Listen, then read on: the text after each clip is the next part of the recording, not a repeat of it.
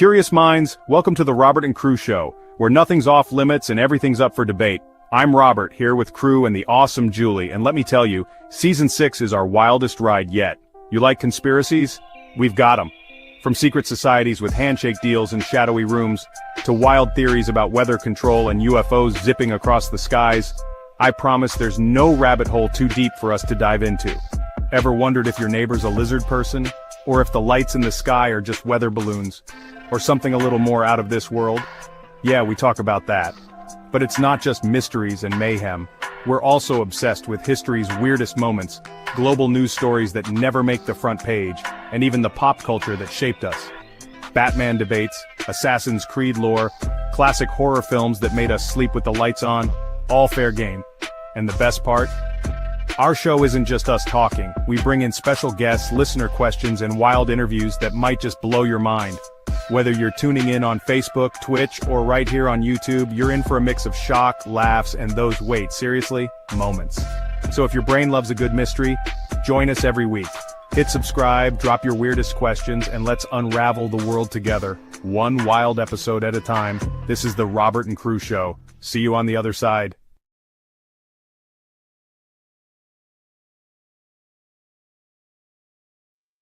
Welcome back to the Robert and Crew Show. As always, I'm your host, Robert. And I'm your co-host, Crew. I'm your co-host, Julie. And tonight, we're going to be back on our European series. And we're doing Spain. Beautiful Spain. Barcelona has probably been a dream destination of mine forever. Forever. Place is gorgeous.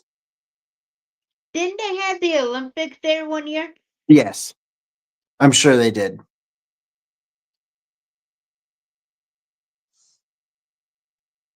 But how's everybody doing tonight? How are you, Julie? I'm doing good. What about you, Crew? I'm iffy tonight, but I'm here. Gotcha. So, we're going to start out with where and what Spain is. Obviously, Spain is a country. But what a lot of people don't know is that Spain is officially known as the Kingdom of Spain. Did you know that? No. Yes, it's actually called the Kingdom of Spain. Fun fact, did you know the Kingdom of Spain is one of the most racist countries in the world? How can you prove that? Okay. They're so far from beyond time, right? Right. They don't like tourists. They don't like certain people that are in certain different race categories. And if you're not Spanish, they don't like you. Where do you get your information? I found that out last night. Thanks. Yeah, I've heard that. I've seen videos where they don't like. Here, I'll type it in my AI thing and see what it says. Yeah, I've heard that they don't like tourists recently because it's overcrowding Yeah, right now. that's true. There have been protesting tourism. I did read that earlier. Right here. Spain, like many countries, has a complex relationship with racism. While there have been instances of racism and xenophobia in Spain, the country has also made efforts to address these issues. Some perspectives, though. racist incidents, anti-racism efforts, cultural diversity, complex matters, and progress and challenges. All right. Are we talking so literally Spanish native Spanish people in Spain are hating on other races? Like this right here. There, for the racist incidents, there have been reported cases of racist attacks, discrimination, and police brutality against migrants and Yeah. minorities in Spain. Are the ask the AI if it's like Middle Eastern and Muslims. Cause I've got a quirky little feeling here that it's Middle Eastern people. Cause Europe has a very bad problem right now with Middle Eastern migrants. Like every other country. Yeah. All right, I'm typing who in Spain is racist against who. Let's see what it says. Well, racism gonna be defined as just a culture that dislikes another race. Okay, so right here it says racism in Spain manifests in various forms and affects different groups. Historically, the country has struggled with xenophobic attitudes, particularly against Jews and Muslims, Yeah, see, Romania people, I Africans told and you. Afro-Latinos, Hmm. football fans, housing and employment, everyday racism, regional tensions, catalysms, Valsians and Basques versus Spanish speakers, media outlets, migrants and minority groups. These groups face increased discrimination, particularly in areas like housing, education, and employment. Okay. Roma community. So it's not just it's not just Muslims, No, but it's Middle Easterns and other races that aren't from Spain.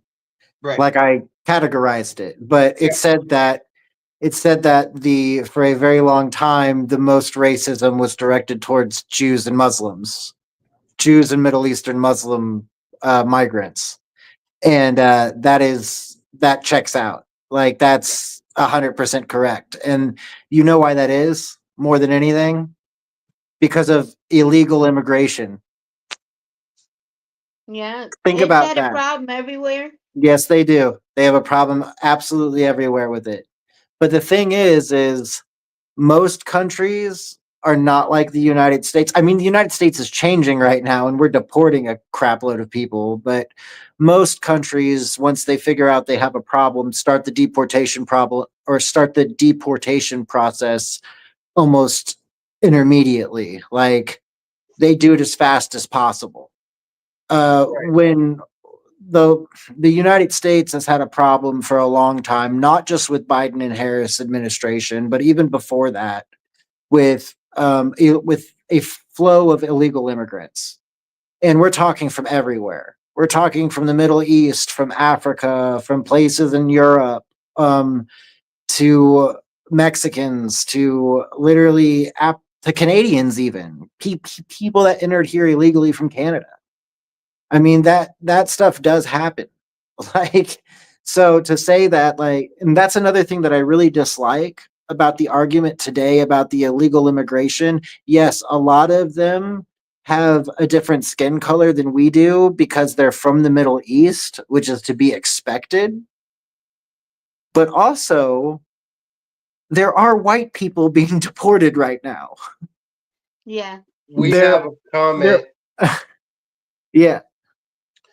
from Sarti one. You look like my friend. Give me don't Is give that a me bot? do me dimma don't me. I don't know Sounds what like a that bot. I don't know what that I says, don't but know. okay. But but no, like it's ridiculous to think that not that there's more than just these people being lined up and deported. And that's how I look at it is everybody that they find out who's illegal is probably going back to their country, Yeah. including places like Europe and Canada. And you know, Spain and Europe and the United Kingdom and just London in general, London specifically in the UK has had so much problems with illegal immigration. It's insane. Absolutely insane how many of them have poured in. And even I read lately I think it was Portugal. Portugal had a really bad problem with illegal immigrants. Hmm. So I mean, it does happen in other places a lot. We're just not told about it. But Yeah. Spain, like I said, has to surpass the racism culture in Spain because yeah, that sucks, but I think that's everywhere. Um, it does have a rich history of a lot of diverse culture and significant global influence from them. But basically, Spain also includes the Balearic Islands, the Canary Islands, and two autonomous cities, Ceuta Mountains in the north, and a coastal region along the Mediterranean with the Atlantic. The highest peak is Mount Tiata. It's 3,718 meters. In the Canary Islands, the climate varies, ranging from the second century BCE Middle Age to the Visigoth rule that was followed by the fall of Rome. Hmm. So Spain is it's right there off the coast, obviously. There's ocean there. Okay, and there's some islands, the Canary Islands specifically, and there was another one. What did I say it was? There's the Canary Islands and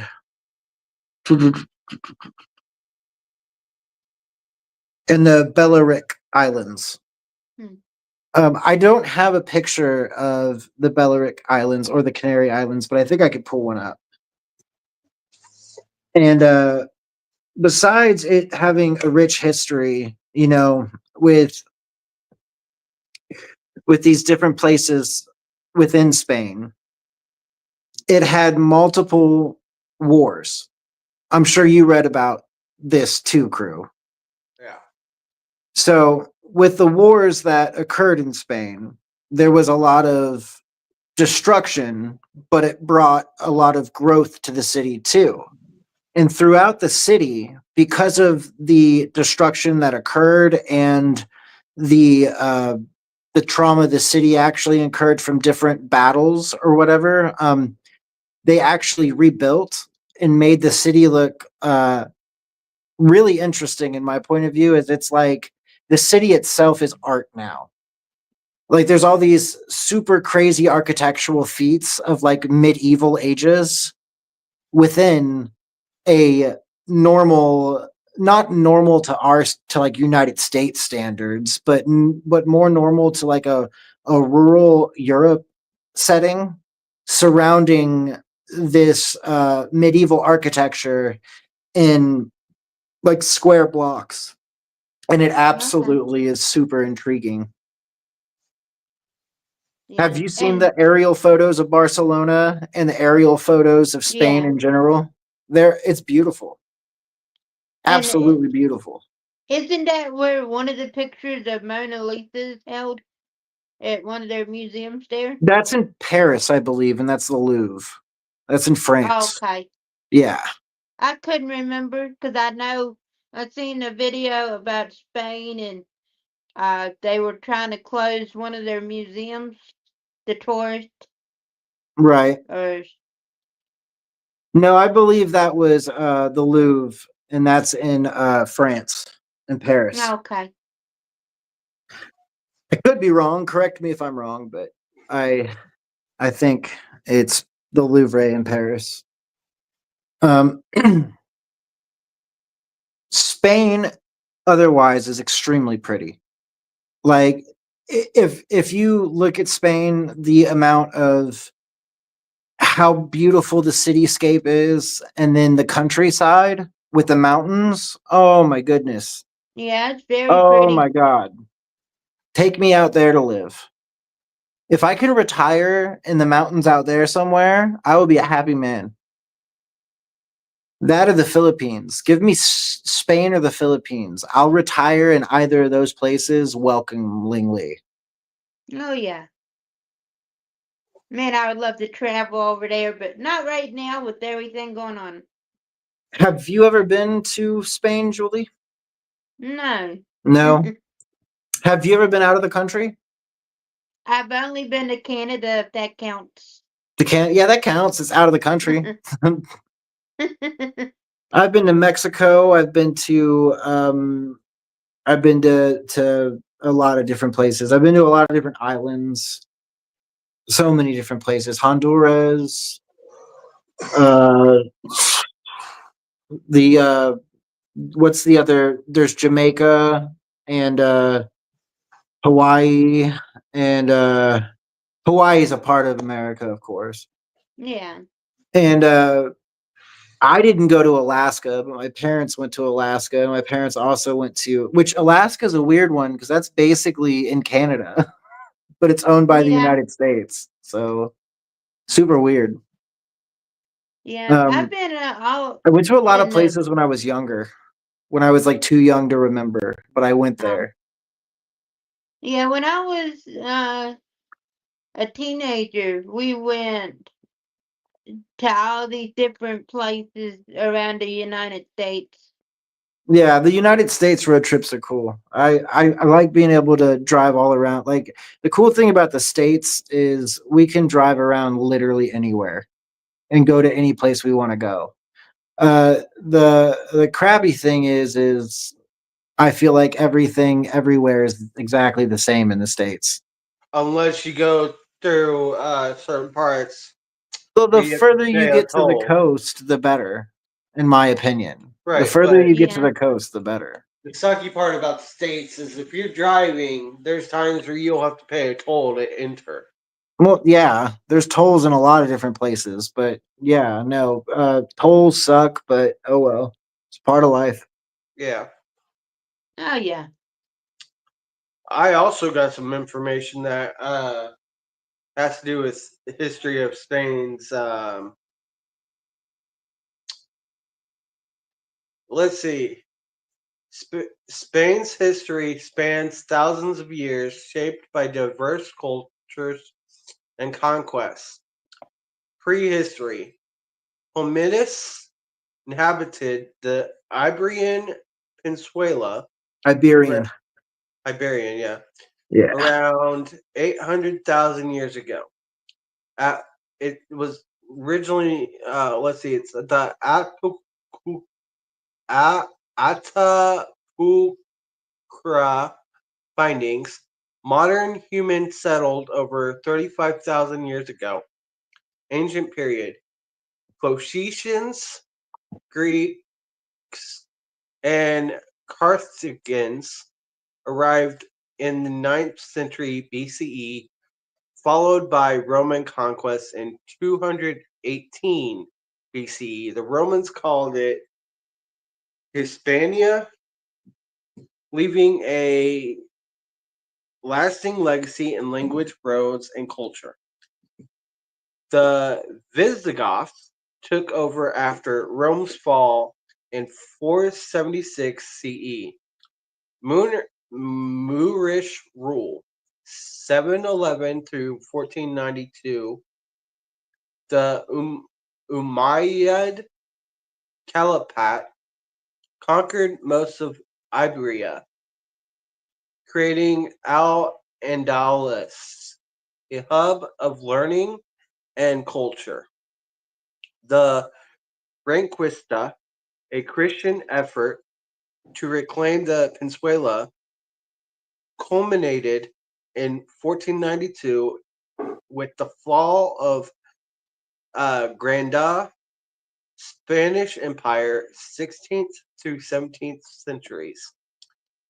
Unified under Ferdinand II of Aragon and Isabella I of Castile, Spain, became a global superpower after Christopher Columbus' 1492 voyage. Conquistadors like Cortes, Conquistadors. yeah, thank you, like Cortes and Cortez. Pizarro, expanded the empire across the Americas. The Habsburgs, particularly Charles V and Philip II, led Spain to the zenith and the world's leading maritime power. Declined 17th through 19th centuries, fiscal exhaustion, wars, and the shift of trade to the Atlantic weakened Spain. It lost most colonies by the 19th century, with Cuba, Puerto Rico, and the Philippines ceded after the Spanish-American War, 1898. 20th century, the Spanish Civil War, 1936 through 1939, led the Francisco Franco's dictatorship, 1939 through 1975. Spain remained neutral in both world wars, but was isolated post-World War II due to the Franco's Axis sympathies. The Spanish miracle in the 1950s to the 60s spurred economic growth. Modern era. After Franco's death in 1975, Spain transitioned to the democratic constitutional monarchy under King Juan Carlos I. It joined the EU in 1986, modernizing the economy. King Philip VI succeeded in 2014. So there's a little history lesson for everybody on Spain. Yeah. Look And at there, how big the country is. here, I'll pull up a picture.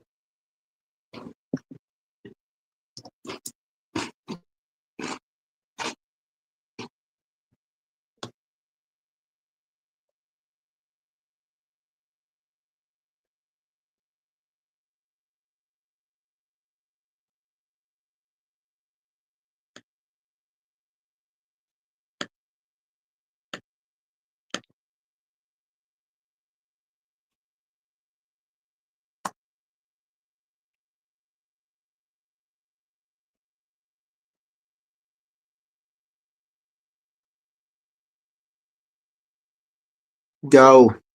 You got any more? You got anything else you can talk about, bro? And just be quiet on the stream.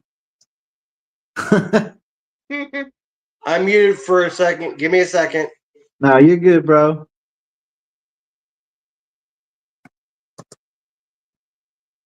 All right, I'm pulling up a picture of how big the country is right now.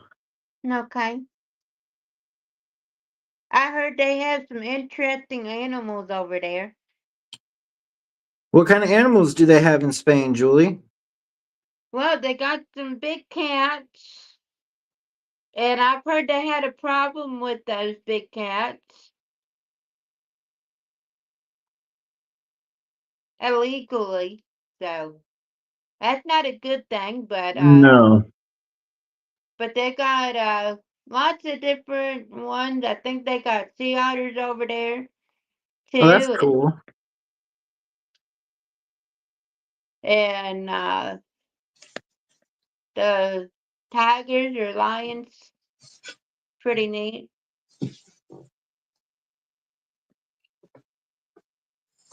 Ah, there we go.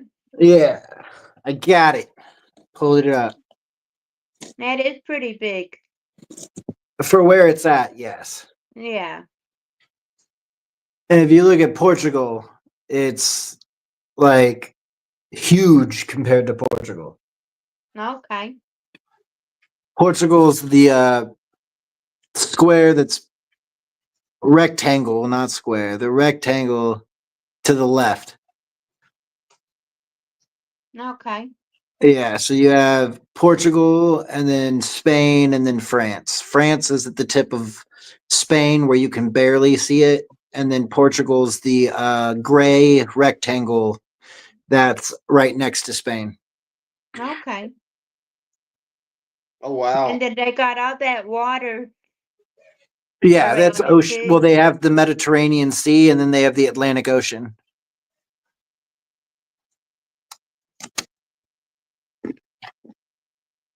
And the Balearic Sea.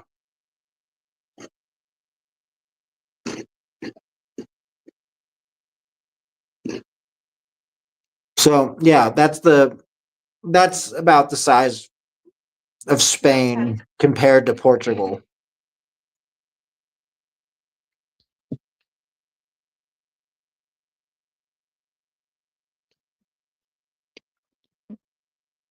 I do have some clips tonight for us, but I am going to play our sponsor video real quick. Okay. Sounds good. I don't think people understand just how messy Bigfoot gets. Mud, moss, mystery stains. His laundry's legendary. But now he's got a secret weapon. Watch as Bigfoot wrestles a puny detergent. Oops, there goes the cap. Enter Sasquatch Suds. With Yeti strength cleaning power and pine-scented freshness, even his fluffiest fur sparkles. Now, Bigfoot struts past campers. Wait, is that envy or just amazement? Sasquatch Suds, for fur and duds. I hope everybody here has gotten their Sasquatch suds. Oh yeah, you need it, especially now in the summer heat. Heck yeah. Crew, did you get your Sasquatch suds? Yes, I did. You better have. This is the most beautiful, quiet corner in Spain nobody talks about. Perched high in the hills of Aragon, this ancient town feels like stepping into a medieval fairy tale. Its blush-colored buildings, winding cobblestone streets, and breathtaking views from the city walls make it feel magical. If you love a quiet escape, the serene charm of Albarracin will steal your heart. Add this humble village to your bucket list. You won't believe it's real. Follow for more hidden gems.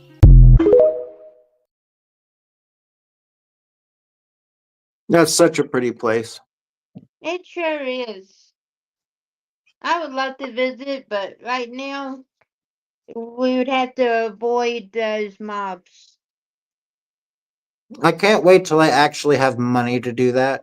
Oh, I know. Wouldn't that be fantastic? Yeah, nobody around here has any money to do that. Yeah. But to be able to see the historical churches and the museums and all those neat little places, that would be so cool. What about that cathedral in Barcelona? Oh my God. Oh my goodness. So Absolutely pretty. epic. That would be so epic. I actually have a photo of it.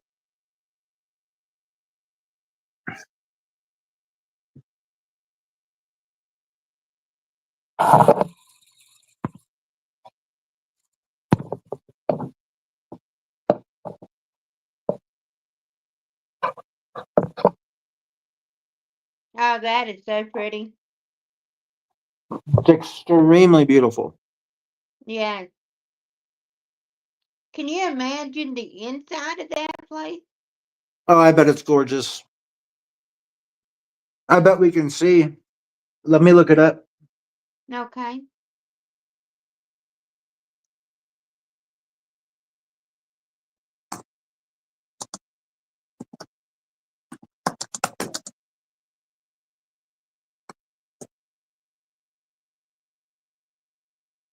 Oh, wow.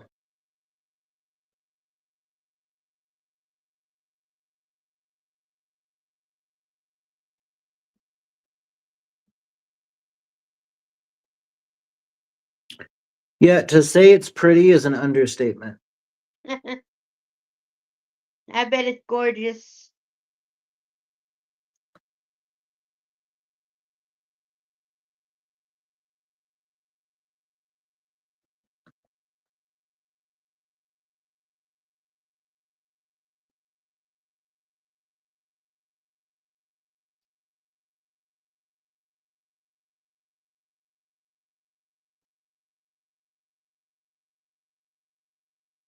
All right, popping it up now. Okay. Should have had this on here beforehand. I'm sorry, guys. Oh, it's okay. I didn't know we were going to talk so much about the cathedral. I love it, though. It's so pretty.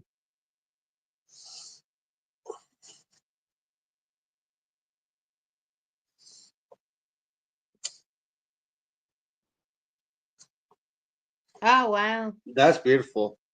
That Right? sure is. Oh, my goodness. And I know that's not all of it. I know there's more pictures, but that is absolutely amazing. That is very amazing.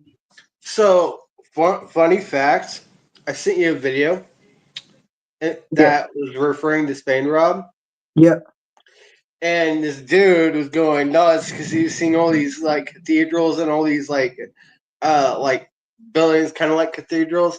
He's like, aliens built all this crap, or something kind of like that. When he was freaking out, Tartarians built it. right? No, but the cathedrals are just pretty. And that one cathedral that we were looking at, like they started that in the 1800s, Wow. right? Or no, was it long? Was it before that? Was it six? Like I don't know. All I know is it's still in construction. They started that a while ago. Look up when they started the building of this cathedral, crew. What's the cathedral?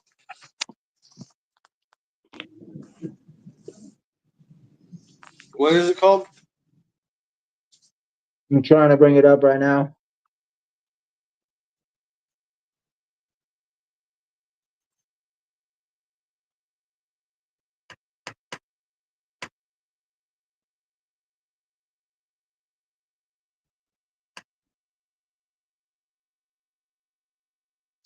It is. It's going to be hard for me to say this. Cathedral La Sagrada Familia in Barcelona. I'll just put when did Spain build cathedral in Barcelona.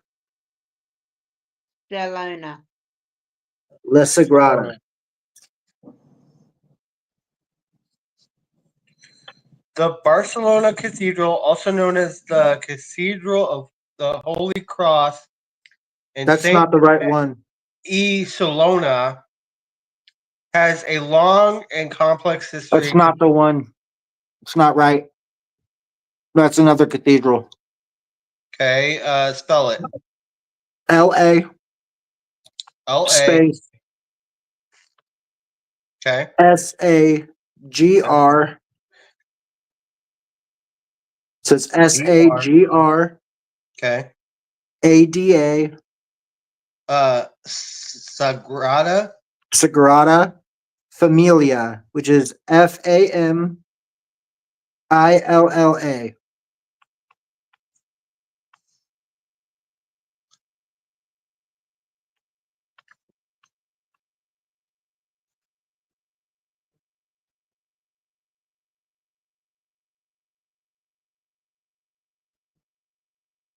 Built. They're still building it. No, wow. Okay, let's see here. Okay, so an UNESCO World Heritage Site, an iconic Roman Catholic church in Barcelona, Spain, has been under construction for over 140 years. Here's a brief overview. Initial construction building began on March 19th, 1882. So about March 19th, 1882, with Francesco di Paula del Villar as the architect. However, Antoni Gaudi took over the project in 1883 and transformed it with his unique architectural style. Gaudi's contributions, Gaudi devoted 43 years of his life to the project, working on it until his death in 1926. During this time, he completed the Navicity facade and 4 towers. Gaudi's design featured 18 spheres representing the 12 apostles, 4 evangelists, the Virgin Mary, and Jesus Christ. Post-Gaudi construction. After Gaudi's death, his disciple Domenic Sagranus and other architects continued the project despite setbacks like the Spanish Civil War, which damaged some of Gaudi's plans and models. Construction progressed slowly. Current status. The Sagrada Familia is nearing completion with the expected finish date of 2026, marking the centenary of Gaudi's death. 13 of the 18 spheres have been built, and the central tower, representing Jesus Christ, will make it the tallest church building in the world at 172.5 meters. Crazy. So, check this out. The Sagrada Familia construction is funded by private donations and ticket sales with a budget of around 18 million euros in 2009. The basilica, consecrated by Pope Benedict the 16th in 2010 and declared a minor basilica.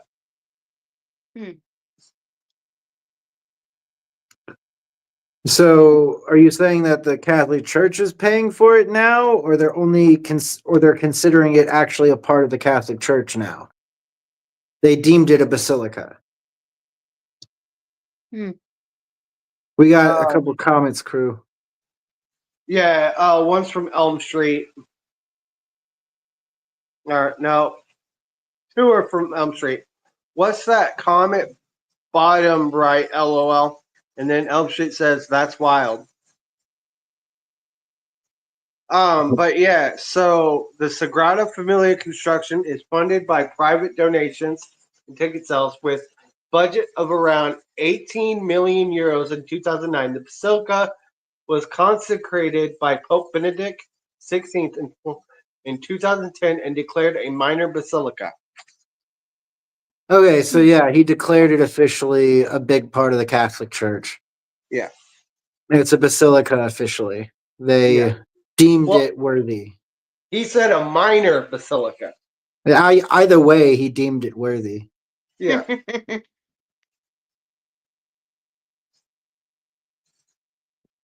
And then Elm Street was talking about that last comment that person said. Yeah, that last comment that dude said in the very beginning, I was like, what the hell he talking about?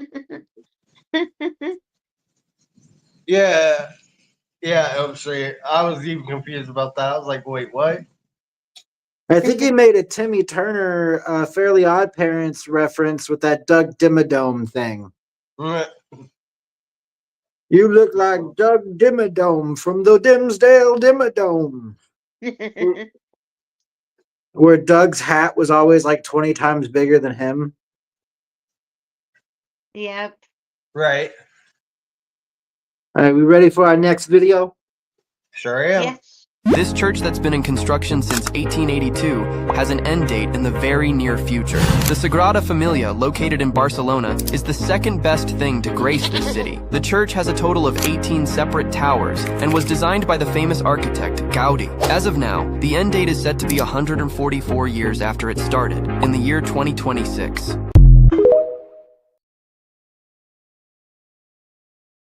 Wow, it's like Wow. StreamYard read our mind and played that video directly after we talked Wow. about it.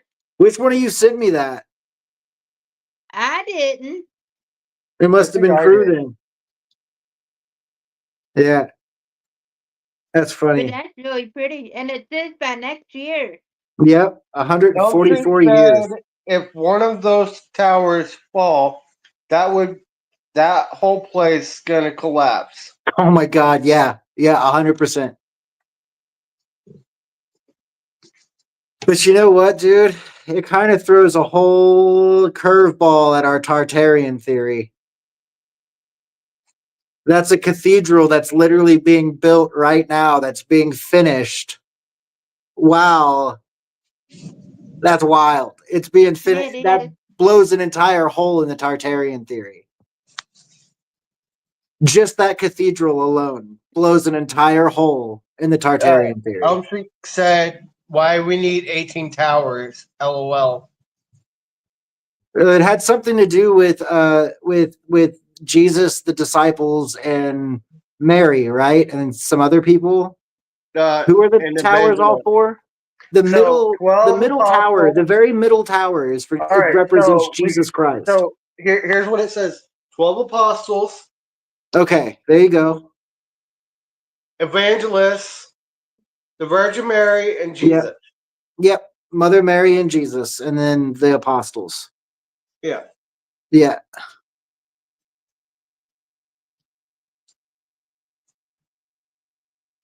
If you happen to be heading to Barcelona this summer, be aware it's one of several cities in southern Europe where locals are protesting against tourists. It happened again yesterday. They're saying an avalanche of summer visitors is making it too expensive to live in these cities year-round. Some of the demonstrators are even spraying tourists with water guns, which on a hot day actually sounds kind of nice. Anyway, protesters are saying that a rise in short-term rentals is a big issue, pushing up housing costs by some 30% in some areas.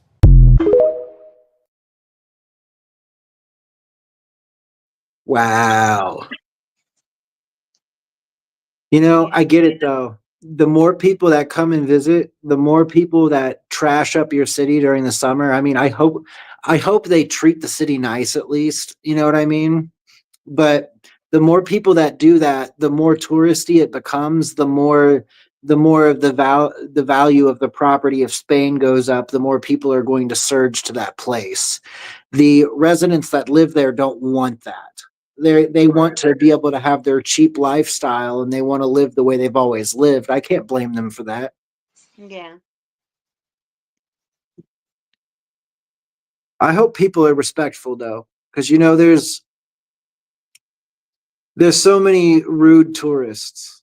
Look at fucking Vitality. You heard about him in the Philippines and the streamer Vitality? I don't think I have.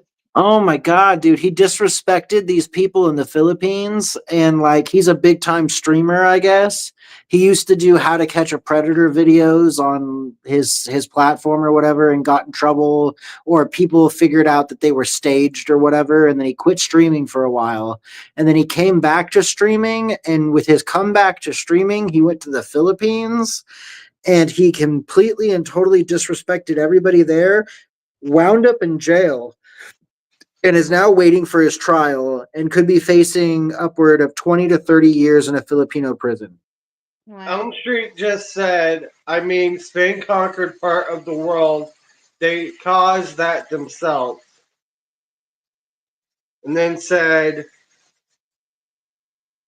all those people that are Hispanic from their conquest caused, of course, they gonna visit Barcelona.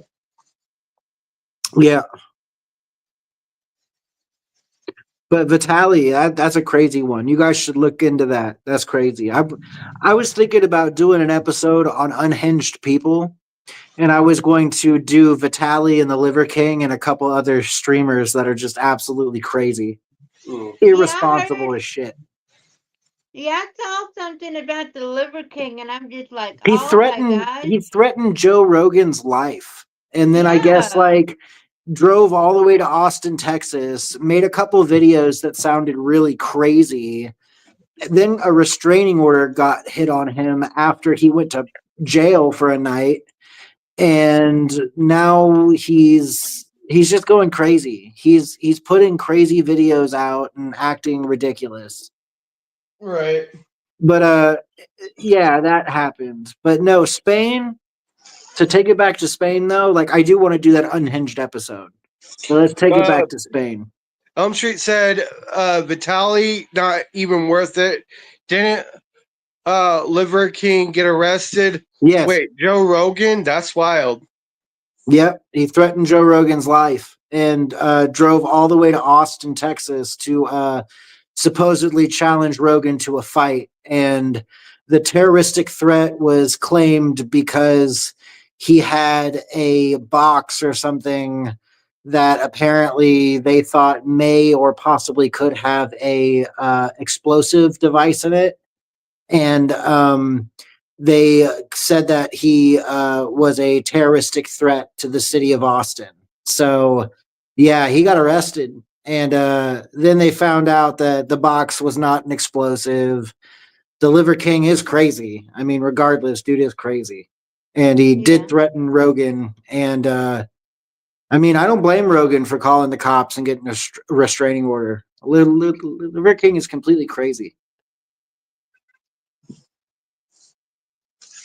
But to take this back to Spain, we saw that cathedral and then we saw the tourists.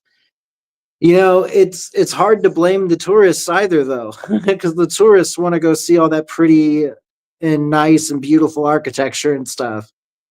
Yeah. I bet the problem becomes it really is it just price hikes everything in Spain. It price hikes absolutely everything, and I totally understand why that pisses them off. Oh, yeah. Police in Spain have busted an exotic cat smuggling ring. Authorities in Spain have uncovered an exotic cat smuggling operation and rescued 19 animals from a home in Manacor, located on the island of Mallorca. Among the animals found were a caracal, 2 servals, and several hybrids along with domestic cats. Police arrested a Russian couple who allegedly ran the operation and were part of a smuggling ring spanning multiple continents. According to officials, the couple had previously sold white tigers, black leopards, hyenas, and pumas. They had even listed clouded leopards for sale at $68,000 each. During the raid, officers also discovered more than 40 irregular animal passports from countries including Russia, Belarus, and China. Investigators say the couple marketed the animals on social media. In recent years, demand for big cats has surged on the black market, particularly in Ukraine, Russia, and the Balkans. All animals rescued from the home have been relocated to a rescue and rehabilitation center for exotic mammals in eastern Spain. Ugh. The big cat stuff really hits a certain part of my heart. You know, when I started this podcast stuff, I wanted to do a podcast just strictly on big cats, but I guess I didn't put enough into it, and I kind of left the subject because it made me sad about how many big cats are like mistreated yearly. And to see that people are still doing that, and they're doing it to the extent that those people were on like social media and stuff, it's sick. It disgusts me. Yeah. Same here. I'm glad they get caught. Me too. I watched that whole series about the we call that Cat King. We call him here. Joe. Joe Exotic, the Tiger King. Yeah, the Tiger King. Thank you. Yeah, I watched that whole series that they had on Netflix about it. Man, that was a hard watch. But I always liked that lady that was married to him before he disappeared. Carol Baskins. Yeah, she wasn't married to Joe. She was married to a guy. She was married to a couple different dudes. But they call her a Black Widow because some of the dudes one of the dudes in particular that she got with, they thought she may have allegedly either paid somebody to kill him or B, fed him to her tigers. Yeah, but I don't know if allegedly. Yeah, that's all alleged. There's no proof of that whatsoever. Well, they did make a song about it. Yeah. Yeah. It's all alleged. But I started watching the show about her cats Yeah. that she had, and before I knew about the Tiger King stuff. Sad. It is. I haven't If you really want to see seen Spain, this is the best. I'm sorry, what? I was just saying I haven't really seen anything else recently about all that. Yeah, me either.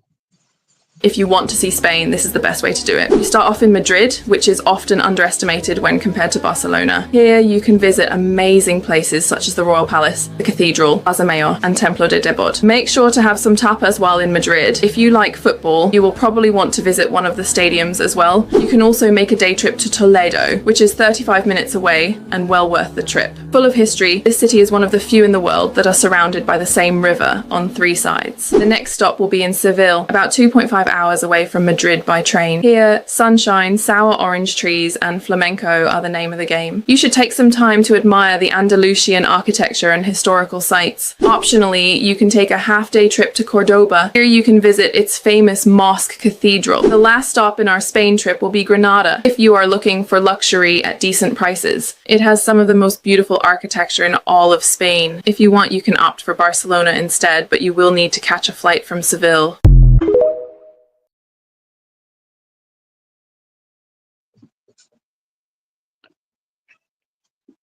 Barcelona. Yeah, pretty.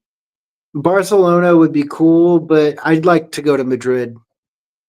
Oh yeah. I would. I'd love to Definitely. go to Madrid.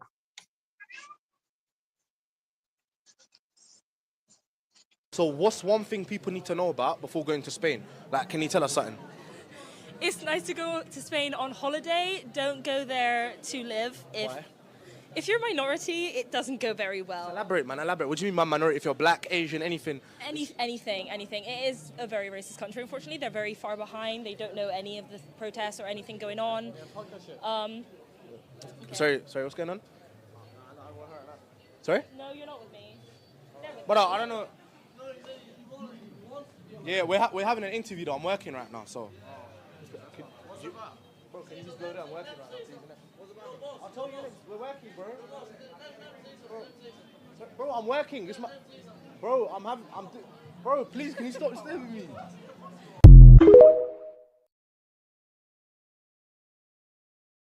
What happened?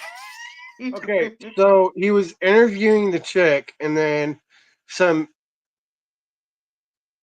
Spanish men were disrupting the interview, telling him that she was with them, but she wasn't really. She kept, and he was like, "Dude, you're interrupting my job." Yeah. And that's a constant issue with a lot of Spanish. They're so rude, ignorant. They're particular about certain things, and she even said it. When it comes to minority, don't live there. You can visit, just don't live there because they're very racist. Yeah. Oh, that's sad. Yeah. That is. You want to move to Spain? You're considering it? Okay, this is the first thing you're going to do. I moved to Spain from the US, from Miami, with my husband, our daughter, and our dog. On year 2 of living here in Spain, we just renewed our visa, so I got you. Okay, so first you want to decide which visa is the right for you. And there are several options to choose. The most common one is the non-lucrative visa or the nomad visa. I can go into details of all the different options in a different video because it is a lot of information and different requirements depending on the visa that you apply for. Once you've decided what visa are you going to apply for, you're going to gather all of the documents that you're going to submit to the Spanish consulate with your application. And this is the most crucial part because if you have any documents missing or something's incomplete, you can get denied and the process will take a lot longer as well. Then once you submit your application to the Spanish consulate, you have to wait. And then there's a million other things to do. That's why we decided to just write a guide. It's 110 pages long with all of the information that you need, step-by-step guidance from start to finish. I have the link in my bio, and please leave me a comment. If you have any other questions, you can always send me a message.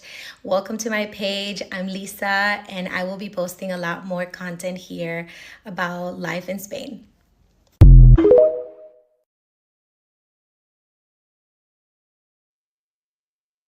So you need a visa.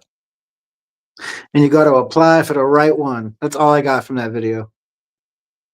Nothing else. That video was pointless. Oh well.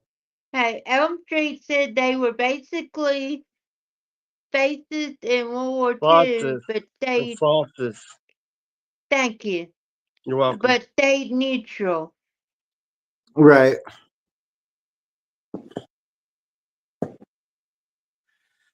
It's the way people act is ridiculous. Oh yeah. But that video, I feel like that video we just watched was pointless. Sorry. Yeah. Permanece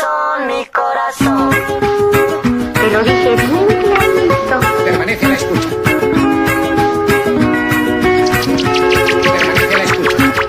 12 de la noche en La Habana. Yes. I want to That go. was really pretty. That was so Take me pretty. there. Immediately take me there. Crew, I need Expeditiously. some money, like around $5 grand, $6 grand. Can you do that for I me? don't got that kind of money, bro. I need to go to Spain right now. Yeah.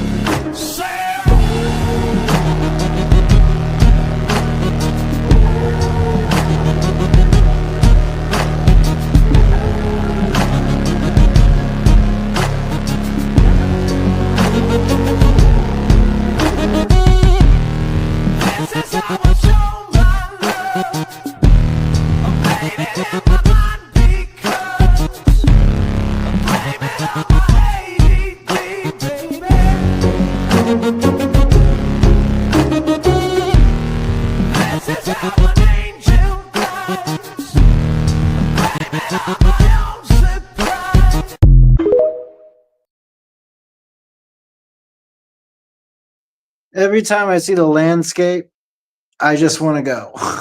Right. You want to move from the US to Spain, the country with an average cost of living 43% lower than the US, rent 54% cheaper, overall crime 5% higher, violent crime 87% lower, and taxes are higher. More on that in a second. A flight from the US to Spain costs around $700 and takes about 7 hours. To stay in the country, the first 90 days are visa free. After that, there's the Spain Business Visa, the Spain Employment Visa, the Spain Golden Visa, and the Spain Digital Nomad Visa. Looking to rent? Typical monthly rent averages $821 to $1,353. Looking to own? A house costs an average of $406,000. Spain's personal tax rates are generally higher than the US, ranging from 19 to 47%. There's also social security contributions at 6.45% with a variable monthly income cap and a 21% value-added tax on goods and services. If you made $100,000 in Spain, you pay roughly 12% more in taxes. If you made $1 million, you pay approximately 7% more. 3% less if you lived in New York or California. So cost of living is low, rent is cheap, violent crime is low. If you wanted to work towards citizenship, Spain allows dual citizenship. But overall crime is marginally higher. Taxes are higher. And if you don't speak Spanish, about 27% of Spaniards are proficient in English.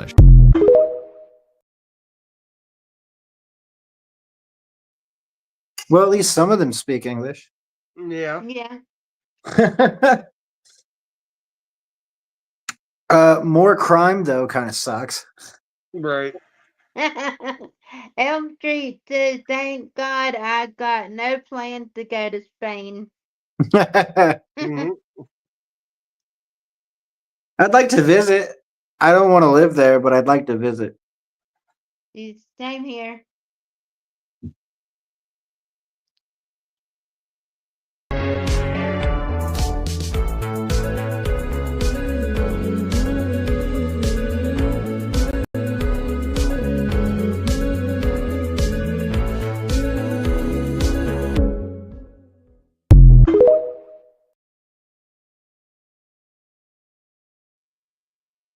I just love the overall scenery.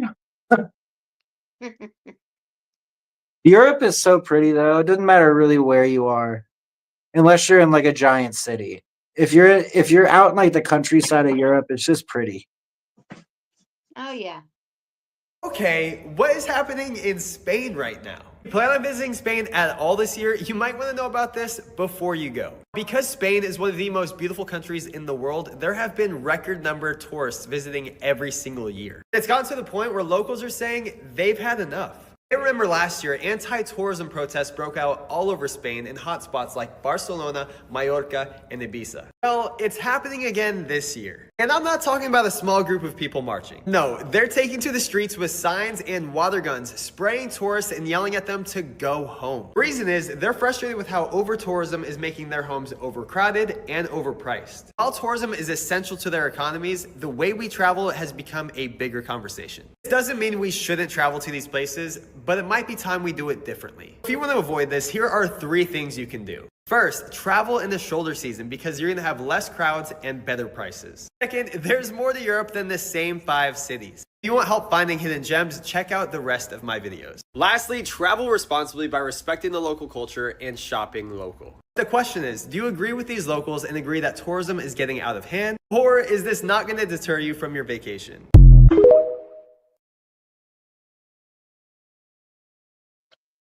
Depends on how bad I want to go. Yeah. I just stay away from the places where the touristic protests are going. You know what I mean? Just stay away from those places. Oh, yeah. Yeah. Elm Street said he's been there. But Yeah. it was at the airport.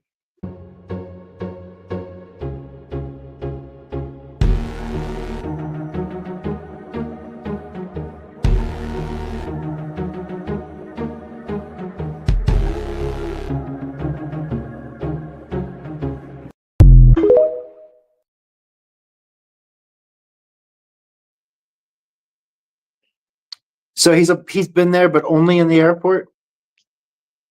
Yeah. And then he said, just send a tourist to Gibraltar or Gibraltar. Gibraltar. Gibraltar. Instead, LMAO. And Gibraltar. Yeah. Gibraltar, Airport. and then Airport on layover. Gotcha. Okay, bro. Who the hell built Spain? Okay, bro. Who the hell built Spain? Bro, have you seen how Spain looks? Their churches alone look like they were built by aliens and giants, bro. You don't believe me? Let me show you what Spain looks like.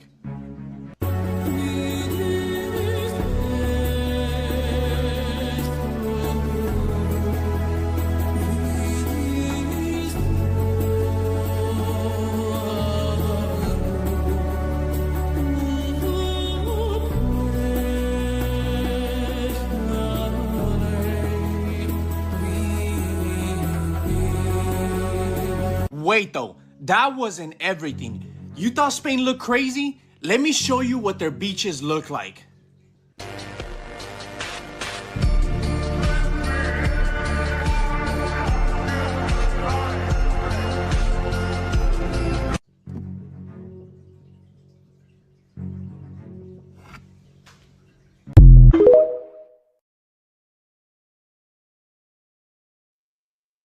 I would definitely love to go to the beaches around there. And he just doesn't understand that a lot of that architecture is medieval architecture. And then the squaring of the city, yeah, that's a weird one, but it's a really cool way to build a city. Elm Street said, I mean, it used to be Rome Basilica, Yeah. or basically. Rome owned Spain at one point, right? Yeah. Yeah. Okay. History of Spain in 1 minute starts now. Venture into a land where cultures have collided and blended for centuries, from the ancient Iberians and Celts to the Romans who left their aqueducts and roads. Then the Visigoths arrive, laying the early foundations for medieval Spain. But the plot thickens with the Moors from North Africa, transforming Spain into a land of architectural wonders, like the Alhambra. Fast forward through centuries of Christian and Muslim rule, leading to the Reconquista, when Spain becomes a unified Christian kingdom. The stage is set for the age of exploration, as Columbus sails under the Spanish flag, opening a new world of riches and empire. Spain's golden age shines with art, literature, and global power, but empires ebb, and Spain faced wars, revolutions, and a civil war in the 20th century, reshaping its destiny. Today, Spain stands proud, a vibrant democracy, rich in culture, arts, and an enduring spirit. That was the dynamic history of Spain in 1 minute.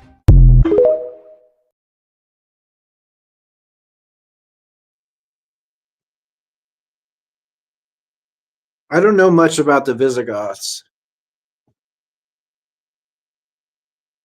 Do you know much about the Visigoths, crew? Nope. You should look up who they were real quick. Keep hearing Visigoths, and I'm like, are they the ones who built Gothic architecture?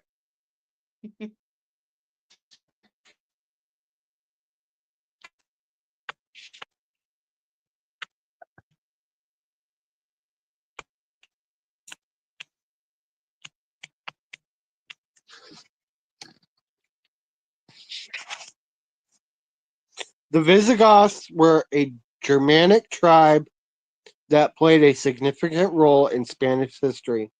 They were a branch of the Goths, a group of East Germanic tribes that emerged in Europe during the 3rd and 6th century AD. Here's a brief overview.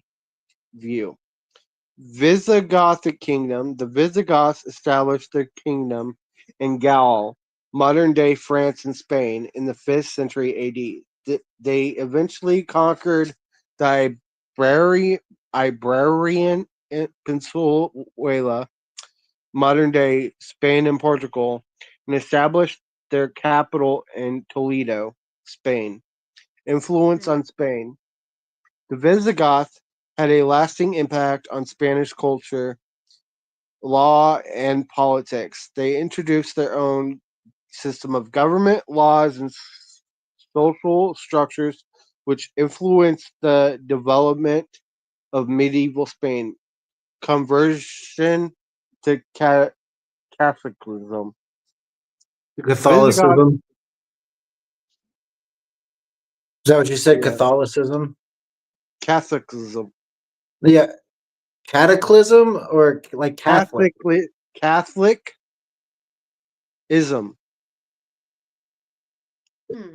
The Visigoths initially followed Arian Christianity, but later converted to Catholicism. The conversion had a significant implications for the development of Spanish Catholicism. Legacy. Elm Street said that it is Catholicism. Legacies. The Visigoths left a lasting legacy in Spain, including the architectural contributions such as the Church of San Juan de Banos in Palencia, Spain. Okay. Interesting. And then So they- some notable Visigothic kingdoms in Spain include Uric, Leovigold, and Reccared. Okay. Are those places in Spain or? No, those are kings. Oh, kings. Okay. So that was the part of the monarchy, basically. Because, like we said, Yeah, it's they were actually the Kingdom of Spain. That's what they're actually known as, the Kingdom of Right. Spain. Yeah, they were the Visigothic kings of Spain. Gotcha. Makes sense. Yeah. Yeah, Elm Street said that Robert said it right. He said his mom used to get after him for saying it like Crew did.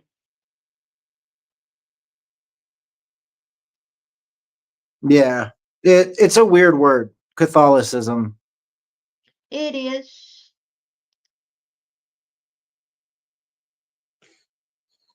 Elm Street said I used to say it the way Cruz said it, but Sicilians, Sicilians, right? Sicilians, Yeah. we hard Catholics, but not me. It's the seed that throws you off. Just think of ism as a separate word. Okay. All right.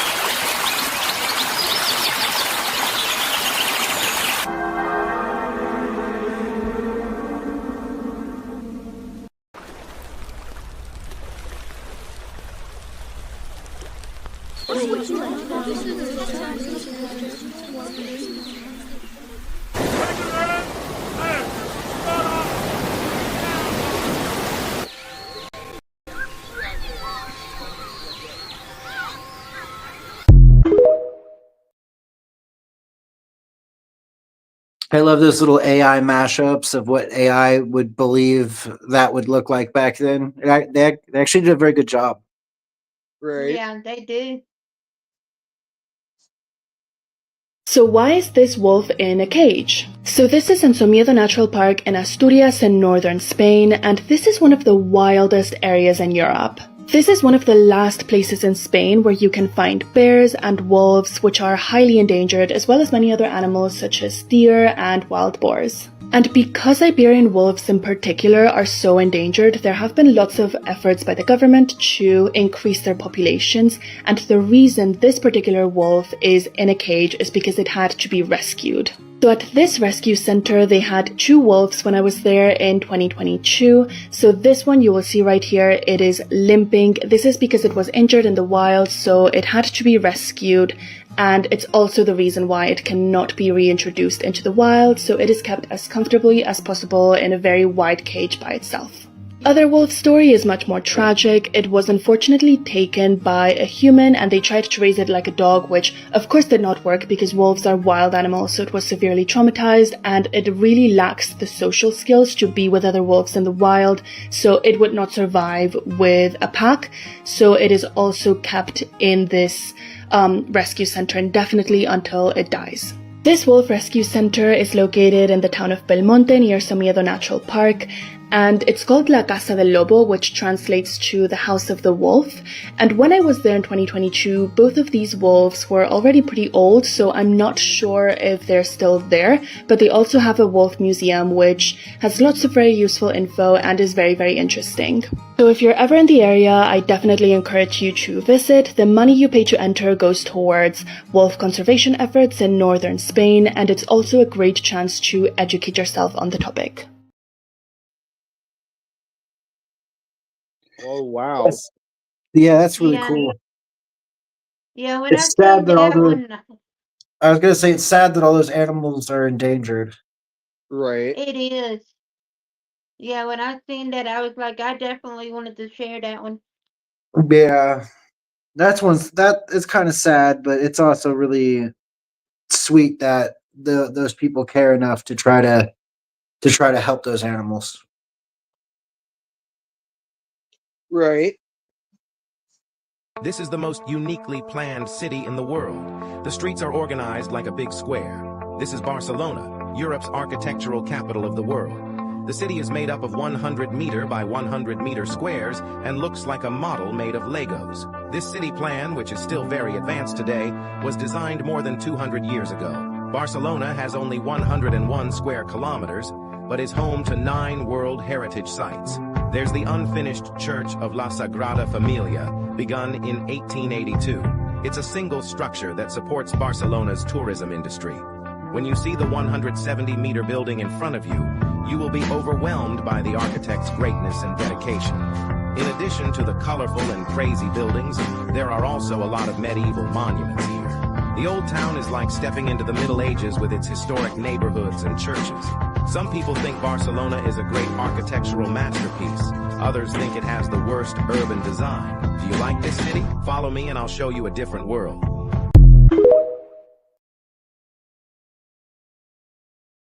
That's how I was telling you guys about how the city's like squared. It literally, it looks so cool. I think that architecture looks cool. Oh, yeah. In my personal opinion. I know some people don't enjoy it. And this is our last clip of the night. Okay. The country of Spain is incredibly diverse. For example, when you go up into the northern regions of the country, people typically have higher levels of Celtic or North Atlantic DNA. And when you go down towards the south, towards Andalusia, people typically have higher levels of North African related admixture. Guys, you know, the really interesting thing about the Spanish people is that they're like a combination between this Mediterranean influence with this Celtic DNA component. We are going to look at the Spanish genome through a variety of different time periods to understand who these people are from a genetic perspective. Over here, I've got a Stone Age DNA breakdown of the average Spanish genome. And interestingly, what we see is that around 12% of their DNA is Western hunter-gatherer related. Now, the Western hunter-gatherers were one of the first people who inhabited Europe, and they contribute substantially to most Northern European genomes. Now, what's interesting about the Spanish is that compared to other Mediterranean populations, they typically have higher levels of this Western hunter-gatherer DNA component. And the reason is simple. Spain is incredibly old. As a matter of fact, it was the key location for the dispersal of humans across Europe. But if we look closely at this breakdown, we can actually see that the vast majority of their DNA is early European farmer related. Around 7,500 years ago, farmers from what is now Anatolia started to migrate all across Europe. And by doing so, they outcompeted the Western hunter-gatherers who lived there. And this is the reason why, guys, the Spanish have a very distinctive Mediterranean look. It's this Anatolian Neolithic component that makes people look Mediterranean. It's found in the Greeks, it's found in the Italians, it's found in the Lebanese, and just like the rest of the Mediterranean, it's also found in the Spanish. Around 5,000 years ago, there was yet another migration. This time, it was characterized by steppe pastoralists who originated in a part of the world known as the Pontic-Caspian steppe. When these Indo-Europeans arrive in Central Europe, they eventually develop into the Celtic cultures. And it's actually these Celts who start to migrate within Iberia. By doing so, they mix with the local Iberian population to form an infusion culture known as the Celt-Iberians. That's why when we look at the Spanish genome through a Bronze Age perspective, around 20% of their DNA is Celtic related. Now, obviously, during the Iron Age, there were a slew of migrations which changed the Spanish genome. For example, you had the expansion of Carthage. Carthage was a North African empire and they spread influence into Iberia. That's why the average Spanish has around 10% North African related ancestry. It's not just because of the Moors. You also had the expansion of the Roman Empire. And by doing so, they introduced a distinctively Italic component within the Iberian population.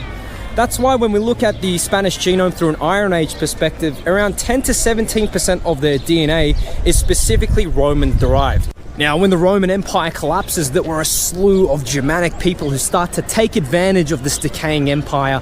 And some of these Germanic groups like the Alans, the Suevi, and the Visigoths actually set up kingdoms in Iberia. By doing so, they introduced a very small Germanic component within the Iberian population. The average Spaniard has anywhere between 0 to 5% Germanic ancestry. It's really not that much. But then you had the expansion of the Moors. The Moors set up kingdoms like Al-Andalus and the Emirate of Cordoba. And by doing so, they contributed additionally to this North African component that's found within Iberia. And interestingly, when we go down to the Canary Islands, the Canary Islanders have anywhere between 12 to 20% North African related ancestry. And this is not because of just the Moors, it's also because of the indigenous Gaunch people who inhabited that island before the arrival of the Spanish. So I guess on a very broad level, guys, these are the key migratory events that impacted the Spanish genome. Obviously, there were a slew of other migrations that I didn't cover, like you had the expansion of the Phoenicians during the Bronze Age. In more contemporary time periods, you had the migration of the Kalale of Iberia, the Sephardic Jews. But in a general kind of perspective, these were the key migrations that impacted the Spanish genome. Guys, I really like Spain. I really like learning about the history, the culture here. I mean, we're here today in the lovely city of Madrid as well. So that's the reason why I decided to create this video. And as always, guys, if you've done an existing DNA test like MyHeritage or 23andMe and you're interested in having an analysis done very similar to what I've shown to you in this video, make sure you check the link out in my bio. I offer the most comprehensive DNA breakdowns you can find anywhere on the internet.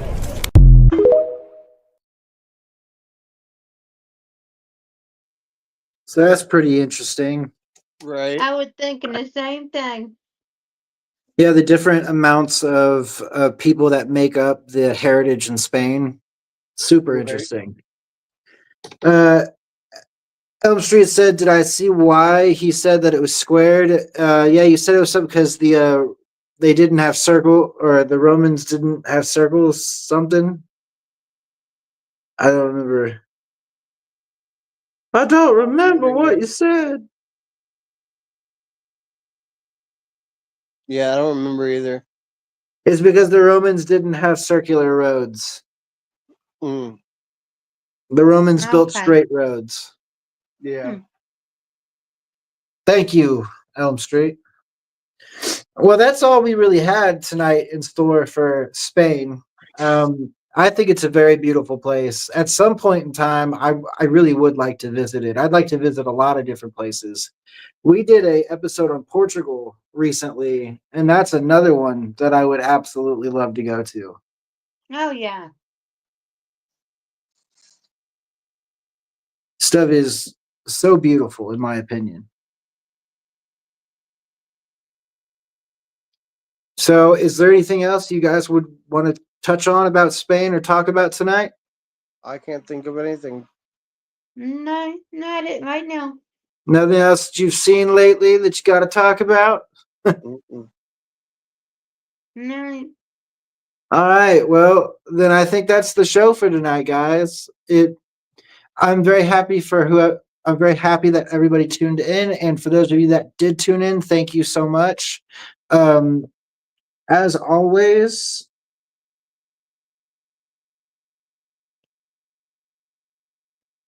you said Elm Street said he thinks that we could have seen some military bases. I'll touch on that at some point. Are there a bunch of military bases in Spain? Hmm.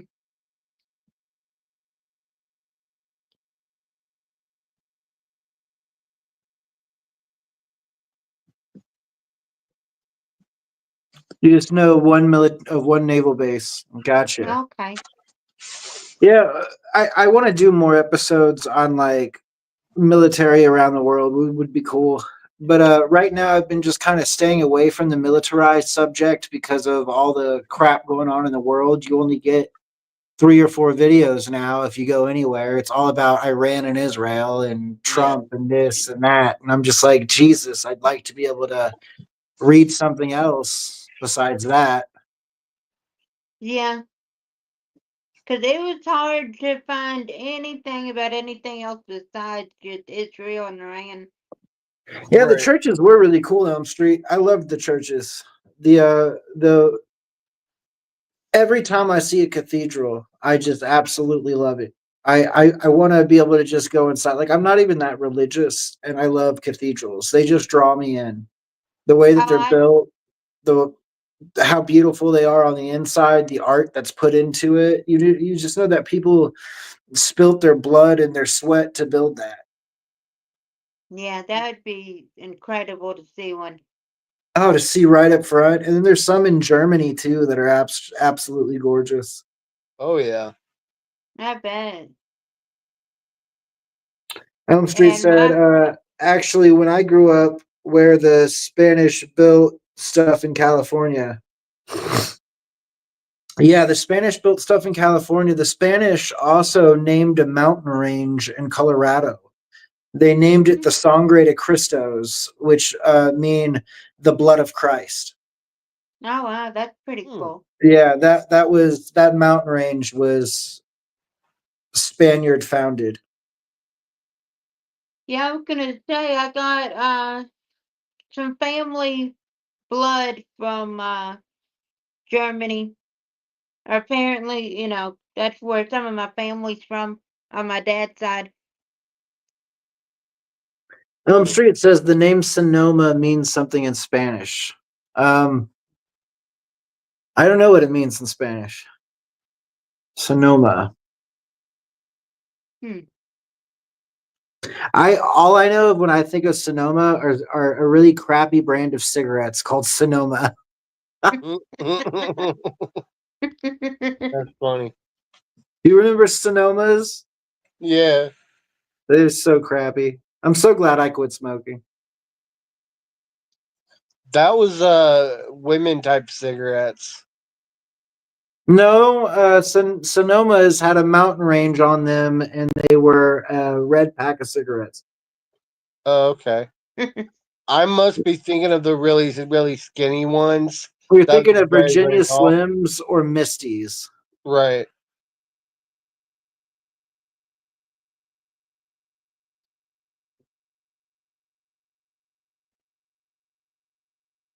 Oh, Elm Street said Sonoma is where California became its own country for a month. Okay. I didn't know that. That's pretty interesting. That is interesting. I might have to do a deep dive into just that.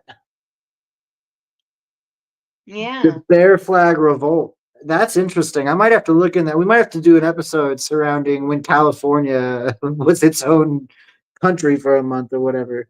Right. That's crazy. And they have a bear flag because of the Bear Flag Revolt. That's cool. Mhm. Yeah, we might have to do an episode just on California. We've done one on LA, but that was during the fires. Yeah. Well, we and did. then you We know did what? one on the protest too. Yeah, we also did one on Yeah. the LA protests. Texas was trying to be its own republican. Yeah, no, Texas. Texas is a funny one because Texas has Texas was not always a part of the United States. Ain't Yeah. that the truth? Yeah, Texas And was its own country at one point, with its own like little area. Texas only became a part of the states when they agreed to certain terms. And they said if those certain terms were ever violated, that Texas could become a sovereign state again. yeah, because I heard some stuff about that. It's been a couple of years ago where they were thinking about trying to make it its own country again. Right. Elm Street said they got drunk, kicked out all the Spanish, and got drunk and couldn't decide how to be its own country. That's funny. That's funny. It was not a part of the states before it went independent. No, Texas was not a part of the states before it was independent. Texas was originally its own thing. There were I don't remember the whole story behind Texas, but they had. Oh my God, who were the people that lived in Texas in the very beginning? Like of the states and everything. Oh my God, why I've done Well, this there's story. the Alamo, and I know Davy Crockett came from Tennessee. Oh Yeah. gosh. Remember Why the did Alamo. Yeah. But I can't remember the names right now of the people from the beginning. But I always loved Davy Crockett, hearing that story when I was younger. Street, are you talking about California or Texas? That it was Mexico, because wasn't California was a part of Mexico? Oh, Texas. Okay. Texas. Texas was a part of Mexico. All right. Okay. It was also only independent for 8 years, and it was basically Sam Houston who controlled it. Is that why there's a Houston, Yes. Texas? Yes. Sam Sam Houston, that's Houston. right. I couldn't remember his name there for a minute. So he also said it was Texas, Arizona, and California. They were all basically either a part of Mexico or independent. Texas also didn't help much during the Civil War because they were fighting Native Americans. Yes, correct. 100% Yes. correct. Yeah. Well, guys, I think that is definitely going to be the show tonight. It's a good show. Elm Street, thank you for talking about the thing in California with the bear flag or the bear flag revolt. We're going to look into that. And I might have to do a deep dive on California's history because that's interesting. Yeah. Thank you for joining the stream tonight and viewing. If you enjoyed the stream and you think your family or your friends would enjoy the stream, please share and like the stream. Also, before we leave tonight, I am going to post this at the end of every video from now on, if I can. Yeah, here you go. This is the donation link. If it'll come up, there it is on the screen. You can donate to that if you want to. Donations are not required or necessary, but they are accepted and welcome. Thank you so much if you do donate.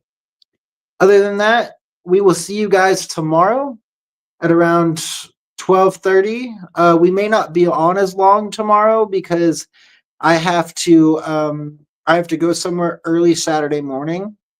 So we'll probably do like an hour or an hour and a half chill night. Okay. But thank you again for tuning in, and we'll see you guys tomorrow. This was another great episode of the Robert and Crew Show. Much love. Peace. Peace. Everybody wants answers, but nobody's asking the right questions. This is gonna blow your mind. And maybe make you laugh too. Welcome to the Robert and Crew Show, where we dig up conspiracies, chase UFOs, and turn the weirdest news into wild stories. Join Robert, Crew, and Julie every week for secrets, laughs, and the unexplained. Season 6 is streaming now. Follow us if you dare.